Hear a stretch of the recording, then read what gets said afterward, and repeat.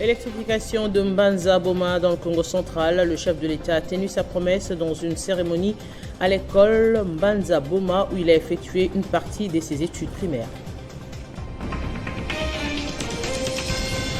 Processus de désescalade, tension entre Kinshasa et Kigali et le rôle de la force kenyane en déploiement dans l'Est congolais. William Ruto, attendu à Kinshasa, le président kenyan va échanger avec les autorités congolaises sur ces questions. OIF, le 18e sommet est marqué par ce nouveau mandat de 4 ans accordé à Louise Mushikiwabo comme secrétaire général de l'Organisation internationale de la francophonie.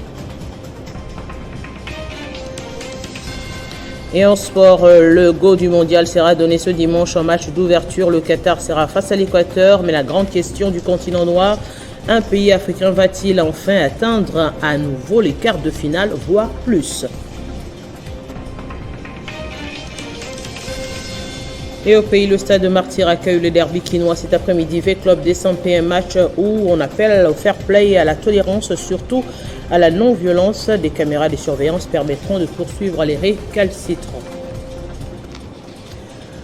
Bon dimanche, mesdames, messieurs, et bienvenue dans ce journal. Le chef de l'État, Félix Tshisekedi, a lancé samedi le courant électrique à Mbanza Boma, dans la province du Congo central. La cérémonie a eu lieu au collège Mbanza Boma, où le président de la République a également étudié. Cette école a été construite en 1953. Par ce geste, le chef de l'État Félix Tshisekedi a lancé officiellement le courant électrique du plateau de Mbanza Boma à la grande satisfaction de la population de cette partie du Congo central. C'est une activité qui concerne personnellement le chef de l'État parce que c'est son école où il a étudié et nous tenons à les remercier parce que cela complète dans le cadre du programme d'électrification rurale une zone d'ombre qui était au sein du territoire de Madimba, donc dans le plateau de Mbanza Boma. Et nous disons merci au chef de l'État. Présents à cette cérémonie, les anciens élèves du collège de Mbanza Boma se réjouissent que l'un des leurs ait pris les commandes du pays. Ils réaffirment tout leur soutien au président de la République, Félix Antoine Tshisekedi. Parfois un petit geste pour créer un grand bonheur. S'agissant de l'agression rwandaise, l'évêque de Kisantu a rassuré que l'Église catholique soutient les actions du commandant suprême pour mettre hors d'état de nuire les ennemis de la paix.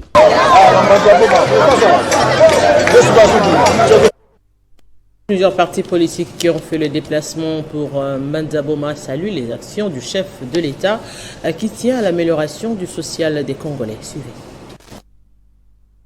Comme nous, ACP, nous sommes toujours derrière le chef de l'État et sous l'impulsion bien sûr de notre autorité morale, nous et moi et notre base du Congo central, nous sommes venus là pour soutenir le chef de l'État. Et l'ACP, c'est un parti de l'Union sacrée où nous soutenons le chef de l'État, Fathi Béton. Pour nous, ceux qui sont passés par Mbanza Boma, parce que nous sommes aussi anciens de Mbanza Boma, c'est pour nous une nostalgie.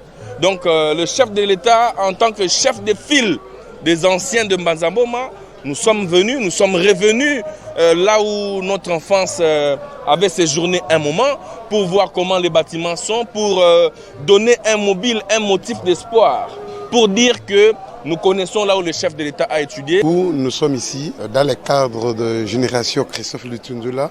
Nous sommes venus soutenir les actions politiques du chef de l'État. Vous savez que Monsieur le Président de la République, quand il parle, vous sentez la profondeur. Quand il parle le Congo, vous sentez l'attachement. Quand il parle le Congo, vous sentez l'intérêt qu'il accorde. Il est venu à plusieurs titres, comme ancien élève ici du collège Notre-Dame de Mbanza Boma. Ça montre d'abord qu'il est lié à ses relations. Donc l'essence de la gratitude par rapport à l'histoire, mais aussi la présence par rapport à la population qui est ici. Une belle œuvre, comme je l'ai dit, et la lumière chasse les ténèbres, et puis les ténèbres, c'est d'abord les ténèbres du péché et de tous les maux que cela entraîne. Je pense que sa présence ici ne peut que réjouir la population. D'abord les élèves eux-mêmes, ils peuvent espérer, hein, parce qu'ils voient quelqu'un qui est passé par ici, jeune comme eux, devenu chef de l'État. William Ruto est attendu à Kinshasa. Le président kényan vient dans la capitale congolaise faire le point avec les autorités congolaises sur le processus de désescalade. Il est prévu qu'il échange avec son homologue congolais des tensions entre Kinshasa et Kigali, du rôle de la force kenyane en déploiement dans l'Est congolais, de la reprise prochaine des pourparlers avec les groupes armés, mais aussi des passerelles entre les deux processus en cours, Nairobi-Luanda.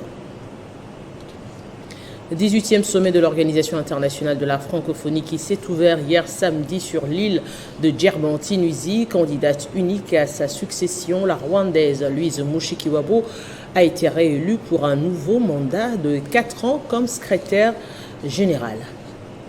88 États et gouvernements, 54 membres, 7 associés et 27 observateurs. Il s'agit d'un espace de 321 millions de francophones amenés à doubler d'ici 2050, essentiellement grâce à l'Afrique. Et toujours avec l'Organisation internationale de la francophonie, on parle agression rwandaise. Les dénonciations verbales ne suffisent plus si l'armée n'arrive pas, même avec les Makofi, le message passera. Au sommet de la francophonie en Tunisie, le ministre Mazenga de la RDC ainsi que Biruta de Kigali ont risqué de tourner sur le sol. D'après Info.cd, au cœur de l'altercation, la demande insistante de la RDC d'insérer dans le communiqué final du sommet la condamnation du Rwanda pour acte d'agression dans le Nord Kivu, ce dont s'est farouchement opposé Vincent Biruta. Le Sénat a déclaré recevable la proposition de loi portant statut particulier du corps des diplomates de la République démocratique du Congo, une initiative de la sénatrice Francine Muyumba qui a été ensuite confiée à la commission mixte PAJ et Relations extérieures pour un examen approfondi.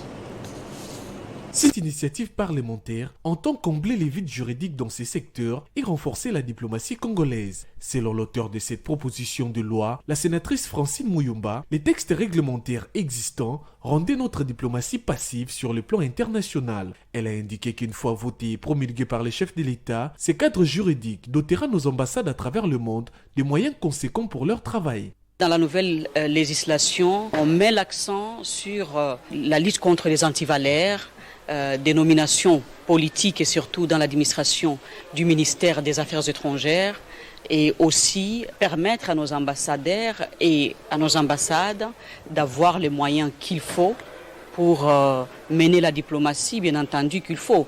Donc cela veut dire que le problème sociaux seront résolus avec l'actuelle proposition de loi dès qu'adoptée et promulguée par le président de la République.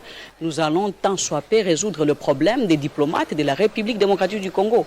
Peu avant, la plénière présidée par le speaker de la Chambre haute du Parlement Modeste Bahati Lukwebo a adopté après débat général les rapports des commissions mixtes PAJ Ecofin et PAJ Infrastructure sur la proposition de loi portant création de la taxe de promotion industrielle et celle relative à l'aviation civile. La première proposition de loi veut renforcer les dispositions d'octroi de prêts par les fonds de promotion de l'industrie à travers le pénalité et la garantie des remboursements, et la seconde entend sortir la RDC de la liste noire de l'aviation civile dans le monde. 48 heures ont été accordées aux commissions respectives pour l'amendement du rapport avant le vote qui interviendra très prochainement. Et face aux accusations portées à sa charge depuis près de 3 mois déjà, le président du Sénat, Modeste Bahati Lukwebo, a dans un communiqué signé par sa cellule de communication dit se réserver du droit de saisir la justice ainsi que toutes les instances compétentes en vue de sauvegarder sa personnalité et sa dignité. Il s'observe depuis quelques mois un acharnement doublé de lynchages médiatiques et des fausses accusations à l'égard de l'honorable sénateur et professeur Modeste Bahati Lukwebo de la part des détracteurs et des personnes méchantes, peureuses, paresseuses et haineuses. Tout ceci par jalousie et par crainte de voir rayonner un homme, une formation politique au service du peuple congolais, de la nation, aux côtés de son Excellence Monsieur le Président de la République, Félix-Antoine Tshisekedi Tshilombo. Ces professionnels de la délation, du sensationnel, de la calomnie et d'imputation dommageable n'hésitent pas d'inventer des faux dossiers tels Bahati Lukwebo a acheté l'hôtel Memling, l'immeuble Sabena, la galerie Saint-Pierre et Touti Kanti sans exhiber la moindre preuve d'acquisition. Encore que le sénateur Bahati Lukwebo est un prometteur immobilier connu de tous depuis plusieurs décennies. Ils n'ont aucune réserve lorsqu'ils veulent nuire à la dignité et à la vie d'une personne qui se distingue par la bonne gouvernance et le travail de qualité tant dans les institutions que dans sa formation politique. Il l'implique gratuitement dans tous les dossiers et voit son ombre partout. Il oppose à tout le monde, il cherche des relais dans les institutions et en dehors de celles-ci, en vue d'accomplir leurs besoins de destruction et de déstabilisation. L'honorable sénateur professeur Modeste Bahati Lukwebo se réserve le droit de saisir la justice ainsi que toutes les instances compétentes en vue de sauvegarder sa personnalité et sa dignité. Ces communiqués tiennent lieu de mise en garde sévère. Communiqué signé Gianni Jimmy Mulamba Mukelenge, le chargé de communication du président du Sénat. Nomination des secrétaires généraux au sein de l'administration par le vice-premier ministre, ministre de la fonction publique Jean-Pierre Liaou, continue à susciter des réactions, parmi lesquelles Génération 4, parti politique cher à Gaston Fumutiaba, qui remercie le chef de l'État et le gouvernement pour le choix judicieux dans l'administration publique, surtout le 109 impulsé dans ce secteur. Nous, Génération 4, parti politique cher au camarade Gaston Fumutiamba, président national, remercions vivement le président de la République, chef de l'État, M. Félix-Antoine Tshisekedi Tshilombo, pour la nomination des nouveaux secrétaires généraux, en vue de matérialiser sa vision qui est celle de faire de l'administration publique de notre pays un levier de développement national et un outil efficace pour l'atteinte de la mise en œuvre des politiques par des réformes structurelles adaptées aux réalités de notre environnement. Nos remerciements s'adressent également au Premier ministre, chef du gouvernement, M. Samalou Konde, pour le travail titanesque de coordination qu'il effectue à la tête du gouvernement dit des Warriors, dont les résultats deviennent de plus en plus palpables. Que le vice-premier ministre, ministre de la fonction publique, M. Jean-Pierre Liaou, trouve ici l'expression de notre reconnaissance et remerciements pour le travail technique qu'il ne cesse d'effectuer dans son secteur avec dextérité et efficacité exceptionnelle en vue de redresser ce dernier. Clôture de l'année académique 2021-2022 à l'Institut supérieur d'informatique et de gestion des entreprises de Kindu. Devant plusieurs parents et plusieurs autorités locales, 157 lauréats ont été versés dans le marché de l'emploi. Devant les commissaires aux mines qui représentent le gouverneur empêché, le directeur général de l'ICG s'est félicité de l'apport de son institution dans la promotion intellectuelle de Maniema. Comme vous le savez plus que moi, l'ICG c'est une grande institution qui diplôme toujours ses lauréats. Vous-même vous avez vu, à peine terminé, tous les lauréats ont eu leur diplôme respectif. La particularité cette année, c'est que nous venons de clôturer aujourd'hui le 10e anniversaire avec la collation des grades et la remise de diplômes aux anciens lauréats, mais aussi nous avons clôturé l'année académique au sein de notre institution que je respecte beaucoup. D'ailleurs, on a commencé sans bâtiment avec un effectif de 12 étudiants, mais aujourd'hui nous avons un effectif de plus de 900 étudiants à l'ICG. Sur le plan infrastructure, l'ICG, c'est parmi les institutions qui ont des bâtiments ici à Kindu. Avec cette double cérémonie, notamment de la clôture de l'année académique 2021-2022, ainsi que l'anniversaire des 10 ans d'existence de l'ICG, Joseph Kaodo Luninga a rendu hommage au président de la République, Félix-Antoine Tshisekedi, pour son attention soutenue dans l'amélioration de l'enseignement supérieur en République démocratique du Congo. On ouvre la page sportive. La première Coupe du monde de football à se tenir dans le monde arabe commence ce dimanche à Al-Khor, au Qatar. À quoi s'attendre dans cette 22e édition du mondial très particulière? Le Cameroun, le Ghana, le Maroc, le Sénégal et la Tunisie vont-ils remettre l'Afrique à son plus haut niveau mondial? Les 5 qualifiés africains ont en tout cas un premier défi qui consiste à sortir des poules. Les pays organisateurs ouvrira le bal face à l'Équateur. Cette Coupe du Monde se jouera sur fond de déception tout de même, puisque plusieurs sélections devront se passer des services de leur métronome, à l'instar de la France qui sera privée de Karim Benzema, blessé hier lors de l'entraînement des Bleus. Le premier pays africain à entrer en lice, c'est le Sénégal qui affrontera le Pays-Bas. Ligue nationale de football, 3 affiches sont attendues ce dimanche à Lubumbashi. JS Groupe Bazano va croiser le fer avec Lubumbashi Sport. Simba affrontera Panda à Kolwezi. Le premier derby de la saison va opposer ce dimanche 2 clubs de Kinshasa. De Sampé et l'ASV Club vont s'affronter au stade de Martyrs de la Pentecôte pour l'une des affiches de la 7e journée du championnat. Les coachs de 2 équipes étaient en conférence de presse d'avant-match hier. Ils se sont montrés rassurants au cours de cet exercice de questions-réponses. On a des petits soucis au niveau de notre attaque, mais on continue à travailler. On espère qu'à chaque séance, on s'améliore. J'espère que demain, ça sera, on va peut-être présenter une autre attaque de 20 clubs. Avec ce qu'ils ont fait toute la semaine, on espère qu'on va améliorer.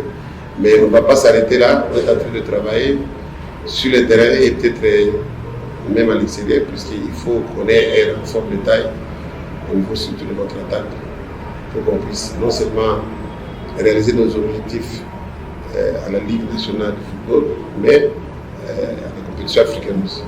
Donc on n'a pas croisé les bras, on est en train de travailler localement et à l'extérieur pour essayer d'avoir une attaque digne de club. Mais après, sur le terrain, il faut être habile, il faut physiquement être fort, techniquement, tactiquement et aussi mentalement. C'est par là que ça va se passer, parce que une moindre erreur peut coûter cher. Donc, notre souhait, c'est celui-là, c'est d'essayer un peu de casser ce mythe-là, n'est-ce pas, de 2017, quand vous parlez. On verra sur le terrain. Nous sommes venus pour ça également, on s'est préparé, tout comme le club s'est préparé en conséquence. Maintenant, sur le terrain, n'oublions pas aussi le plus chanceux. C'est difficile, parce que je peux dire que j'ai vu le club durant une période donnée, n'est-ce pas? J'ai vu le club durant une période donnée, mais ce n'est plus le même club que je pourrais retrouver demain. Parce que s'ils avaient des failles, c'est sûr qu'ils ont dû les corriger. Et la Ligue de football de Kinshasa continue de renforcer la capacité de ses arbitres pour rendre attrayants les différents championnats. Hier, la LIFKIN a procédé à la remise de brevets aux arbitres qui ont pris part à la formation qu'elle a organisée à Kinshasa. La Ligue de football de Kinshasa tient à soigner l'image de ses championnats. Voilà pourquoi elle renforce presque chaque saison les niveaux des arbitres pour que ces derniers ne gâchent pas le match en prenant des décisions arbitraires. Ce samedi, la LIFKIN a procédé à la remise des brevets aux arbitres qui ont suivi la formation pendant une longue période. Il marque en effet la fin d'une période de notre formation avec une vie harmonieuse que nous avons eu la chance de partager, mais également le premier jour du reste de notre carrière d'arbitrage. Ces moments passés à la formation furent exceptionnels, non seulement en apprentissage, mais aussi bien sûr en développement personnel, fort avec une maîtrise de vie pour la gestion des émotions humaines. Et dans cette ambiance de stress en famille et de compétition, de travail et d'effort, au lieu de jouer la carte de chacun pour soi, nous nous sommes serrés les coudes. Nous sommes restés solidaires pour y arriver à ces jours de gloire pour les débuts de notre carrière d'arbitrage. Prenant la parole, le président de la LIFKIN, Désiré Bonina, a exhorté les nouveaux arbitres à copier des bons exemples pour graver des échelons. Comme vous le savez, ce métier que vous venez de choisir, c'est un métier noble. Il est noble parce que lorsque vous voyez un match qui se joue, un grand match qui se joue dans un stade plein, Et c'est vous qui avez la décision. Au cours de la même cérémonie, la Lefkine a doté ses nouveaux arbitres de maillots, une façon de leur souhaiter bon succès dans leur carrière. Allez, on prend le rappel des principaux titres. Électrification de Mbanza-Boma dans le Congo central. Le chef de l'État a tenu sa promesse dans une cérémonie à l'école de Mbanza-Boma où il a effectué une partie de ses études primaires.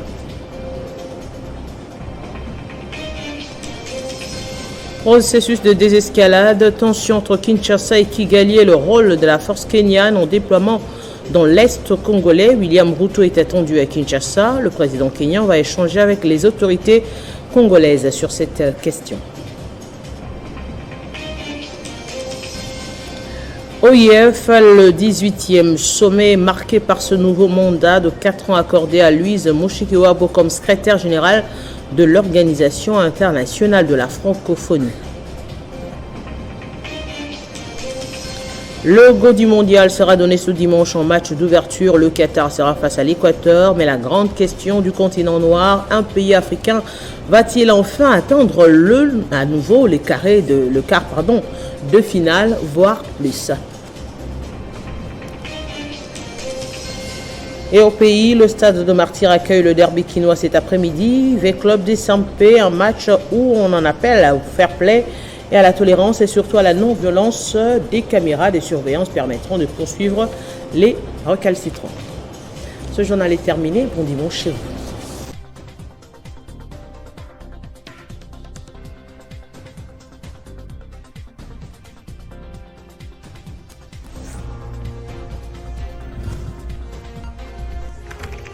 L'actualité reste incontinue.